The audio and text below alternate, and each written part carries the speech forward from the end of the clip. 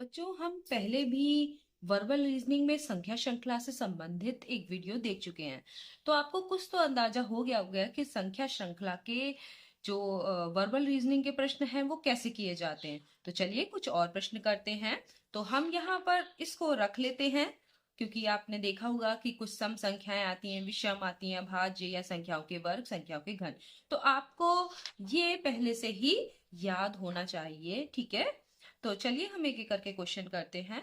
तो पहले वाले प्रश्न में यहाँ पर देखिए, यहाँ पे है 0, फिर 1, फिर 8, फिर 27, फिर 64। कुछ याद आया? यहाँ देखिए, ये संख्याओं के 0 से लेकर संख्याओं के घन दिए। 0 का घन 0 ही होगा, 1 का घन 1, 2 का घन 8, 3 का घन 27, 4 का घन 64। तो अब यहाँ पर क्या आना चाहिए? यहाँ आना चाहिए 125, क्योंकि ये क्या है? 5 का घन।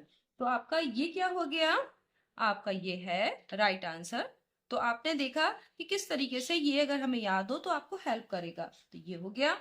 अगला प्रश्न देखिए, यहाँ पे क्या हो रहा है।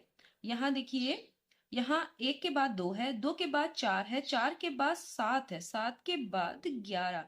यानी यहाँ पर 1 जुड़ गया है, फिर यहाँ कितना जुड़ा है? 2 जोड़ा गया है। फिर यहाँ 4 से 7 में कितना है? 3 जोड़ा गया है। 4 से 7 आने में देखिए, 4 3 7, फिर 7 4 11 या 4 जोड़ा है।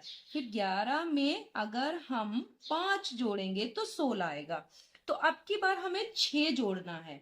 6 जोड़ने पर कितना आएगा? 16 में 6 जोड़िए तो कितना आएगा? 22। तो ये आपका राइट आंसर है। नेक्स्ट हम तीसरा क्वेश्चन करते हैं। यहाँ पर देखिए क्या हो रहा है। 2 के बाद 4, 4 के बाद सीधे 12, फिर 12 के बाद 48। अब हो क्या रहा है? 2 को 2 से गुणा करेंगे तो कितना आएगा? 2 की 2 से गुणा करेंगे तो आएगा 4। फिर 4 की 3 से गुणा करेंगे तो 4 3 तिया 12। फिर 12 की 4 से गुणा करेंगे तो 12 चौक 48। तो अब 48 की आप क्या करेंगे? 5 से गुणा करेंगे तो क्या आना चाहिए? देखिए, 8 पंजे 40 का 0, तो इन दोनों में से ये तो 60 तो हो नहीं सकता, तो क्या होगा? ये वाला होगा। फिर भी चेक कर लेते हैं, ये राइट आंसर है। तो क्या होगा? 8 पंजे 40 का 0, और 5 चौक 20 और 4 24, 240 आपका राइट आंसर है। तो आपने देखा कैसे किया हमने इसे। ये चौथे क्वेश्चन में देखते हैं। तो इसमें देखिए कि यहाँ पर 2 है, फिर 2 है, फिर 6 है, फिर 30 है। तो यहाँ पर कुछ जोड़ जोड़ के तो नहीं आएगा, लेकिन यहाँ देखिए, 2 को अगर 1 से गुणा करेंगे तो क्या आएगा? 2 की 1 से गुणा करेंगे तो ये 2 आएगा। फिर अगर 2 की 3 से गुणा करते हैं, ये वाले 2 की 3 से गुणा करते हैं तो आता है 6। अगर 6 की 5 से गुणा करते हैं तो आता है 30। तो देख रहे हैं, 1 3 5 7। तो अगर 30 की 7 से गुणा करेंगे, अगले वाले में यही करेंगे, तो कितना आएगा हमारा? 210। 3 सत्ते 21, तो 210 ये राइट आंसर है। अब अगर आगे देखते हैं तो ये आपको बहुत हेल्प करेगा। अगला देखिए, यहाँ पर है 7, फिर 25, फिर 61, फिर 121। इस तरीके से कुछ नहीं बन रहा, लेकिन यहाँ पर घन से बनेगा। जैसे देख सकते हैं कि 2 का घन क्या होता है? 8। तो 8 से ये 1 कम है, यानी 2 के घन से ये 1 कम है, यानी 8 से 1 कम। तो 2 के घन से 1 कम कितना हो गया? 7। तो ये देखिए, 3 के घन से, ये देखिए 3 का घन अगर करते हैं तो 3 का घन कितना होता है? 27। 27 में से अगर हम 2 घटा दे तो कितना बचेगा? 25। फिर ये 4 का घन कितना होता है? 64। 64 में से अगर हम 3 घटा दे तो ये बचेगा 61। फिर उसके बाद 5 का घन, 5 का घन 125 में से अगर हम 4 घटा दे तो बचेगा 121। इसको ध्यान से देखिए। तो अब की बार 6 के घन में से हमें क्या घटाना है? 5। तो 6 के घन में से हम 5 घटा देंगे तो क्या होगा? 211। तो यहाँ पर अगले ये जो है, यहाँ पर 6 के घन में से हमें कितना घटाना है? 5।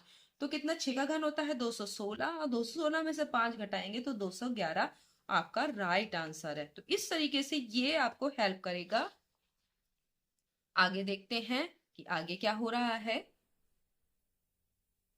यहां देखिए, 3, फिर 7, फिर 15, फिर क्या आ रहा है इसके बाद? पता नहीं। तो देखिए, 3 दूनी 6 और 1 7, ठीक है। दुगना करके एक जोड़ा है, फिर 7 दूनी 14 और एक 15, फिर 15 दूनी 30 और एक 31 होना चाहिए इसका राइट आंसर। क्या किया गया है, जो भी ये जो श्रृंखला है उसमें जो नंबर दिया हुआ है उसकी किससे दुगना करके एक जोड़ा है, ठीक है। तो 3 की अगर हम 2 से गुणा करेंगे और उसमें एक जोड़ेंगे तो अगला वाला आएगा, फिर 7 की 2 से गुणा करेंगे 14, उसमें एक जोड़ा 15, तो 15 की 2 से गुणा करेंगे 30, 30 में एक जोड़ेंगे तो कितना आ जाएगा 31। अब देखिए क्या वो आगे भी बढ़ रहा है, 31 की का हम दुगना करेंगे 62, और 62 में अगर एक जोड़ेंगे तो 63 आ जा रहा है। इसी तरह 63 का भी अगर हम दुगना करेंगे तो 126 आएगा, और उसमें एक जोड़ देंगे तो 127। तो इसका मतलब है कि हमने जो सोचा है वो सही है। यहाँ पर देखिए 7वें प्रश्न में यहाँ पर कितने का अंतर आ रहा है, एक का अंतर। 4 और 5 में एक का अंतर है, 5 और 9 में 4 का अंतर है, 9 और 18 में 9 का अंतर है। और उसके बाद यहाँ देखिए यहाँ पर अंतर आ रहा है, देखिए 34 में से अगर हम 18 घटाएंगे तो कितने का अंतर आएगा, यहाँ पर आएगा 16 का अंतर। और यहाँ 59 में से अगर हम 34 घटा रहे हैं तो आ रहा है 25 का अंतर। तो ये देखिए वर्गों के अंतर आ रहे हैं, ये देखिए आपने देखा। तो अब की बार 1 4 9 16 25, तो अब की बार जो संख्या आएगी उसमें 36 का अंतर आना चाहिए, यानी 59 में आप 36 और जोड़ देंगे तो ये आ गया आपका 95। तो देखिए 59 में आपने कितने जोड़े 36, और 36 जोड़ने पर कितना आ जाएगा 95। 8वें में देखिए तो यहाँ पर 3 और 4 को जोड़ने पर कितना आ रहा है 7, फिर इन सब को जोड़ देंगे तो देखिए 4 3 7 और ये 7, फिर ये सब जोड़ देंगे तो कितना आ जाएगा 14, फिर ये 14 और पहले के 14 मिला देंगे तो 28। इसका मतलब है कि ये जो अगला वाला श्रृंखला में जो अगला नंबर आ रहा है वो पहले वाले सभी नंबरों को जोड़ के आ रहा है। तो 3 और 4 को मिलाने पर 7, फिर 3 4 7 को मिलाने पर 14, फिर 3 4 7 14 को मिलाने पर 28। तो इस तरीके से हम आगे जोड़ते जा रहे हैं। तो अब हमारा कितना होना चाहिए, तो अब हमारा होगा 28 का अगर हम दुगना करेंगे तो कितना हो जाएगा यहाँ पर, तो यहाँ पर अगली बार होना चाहिए जब ये वाला भी टोटल 28 और 28 56। तो अब यहाँ पर कितना आएगा, ये 56 और इधर वाले 56, तो ये कुल मिलाकर हो जाएगा आपका 112। तो यहाँ पर घन दिए हुए हैं, देखिए एक का घन एक, यहाँ पर देखिए एक का घन एक, 2 का घन 8, 3 का घन 27, तो 4 का घन कितना होगा 64। ये देखिए एक का घन एक, 2 का घन 8, 3 का 27, 4 का घन 64। तो ये भी आपका हो गया। अब अगला क्वेश्चन 10वां, तो यहां पर कितना अंतर दिख रहा है आपको, 2 का अंतर, 18 और इसमें 3 का अंतर, फिर 21 और 25 में 4 का।